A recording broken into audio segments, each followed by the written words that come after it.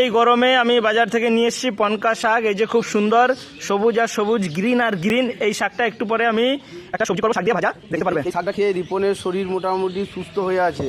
এই শাকের অনেক কোয়ালিটি আছে, গুণ আছে, সেটা রিপন গৌতম দাস বাবুর ছেলে ভালো জানে। গৌতম দাস বাবুর ছেলে কিছু বলবে। তোর এই যে ফিগারটা কি এই শাকটা খেয়ে?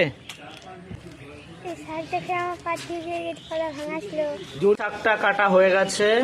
এই পেঁয়াজ, তেল, ডালের বড়িটাকে ভেজে নেব, কালো জিরে, লঙ্কা, শাক,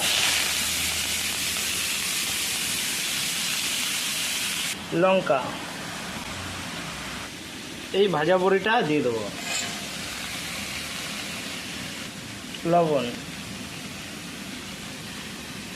পেঁয়াজ, হালকা জল দিয়ে ঢাকা, হালকা হলুদ। এই শাক প্রায় রেডি, সুন্দর ভাজা হয়ে গেছে একদম। এখন নামিয়ে নেব বন্ধুরা। 5 মিনিটে শাক রেডি। খুব সুন্দর লাগছে দেখতে, আর খেতেও খুব টেস্টি হবে মনে হচ্ছে।